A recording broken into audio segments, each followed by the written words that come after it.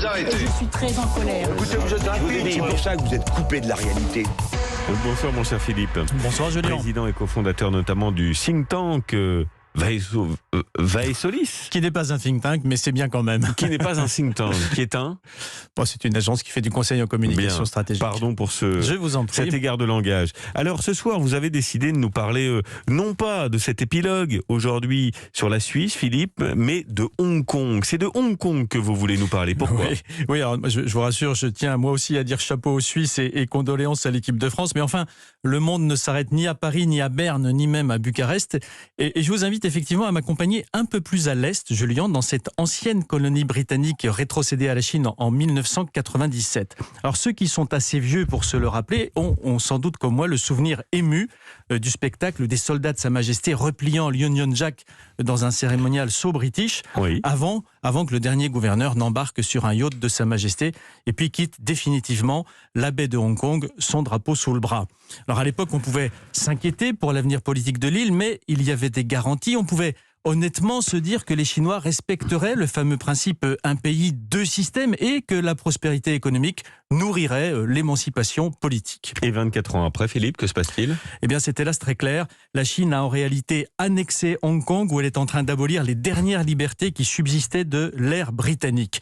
Après avoir modelé un exécutif à sa main, pour ne pas dire à sa botte, procédé à des quasi-enlèvements politiques d'opposants et puis violemment réprimé, on le sait, les manifestations pro-démocratie, eh bien, elle vient à coup d'arrestations arbitraires, de pousser à la fermeture le dernier journal hongkongais libre et hostile à Pékin, l'Apple Daily, qui a malheureusement publié son ultime édition il y a quelques jours.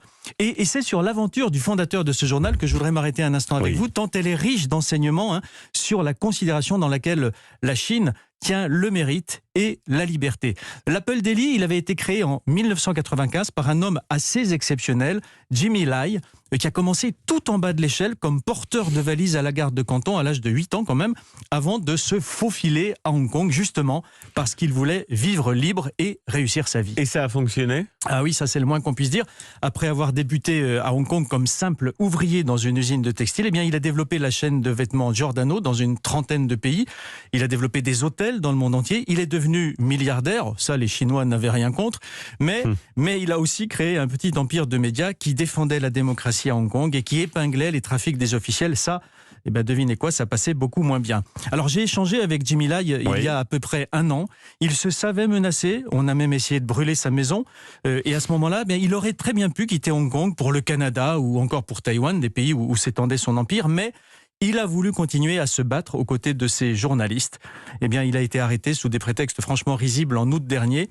Et à 72 ans, il vient d'être condamné à 14 mois de prison. Tous ses avoirs ont été gelés. Et puis, je le disais, son journal a été tué par le régime. Alors, oui, pleurons sur le triste sort des Bleus et de Mbappé, Julien, mais n'oublions pas qu'il y a pire pour un pays que de ne pas se qualifier, par exemple perdre toute liberté d'expression et de contestation, et pire pour un homme que de manquer un pénalty, par exemple croupir dans une geôle chinoise. Merci pour cette carte blanche, mon cher Philippe Manière. Merci à vous.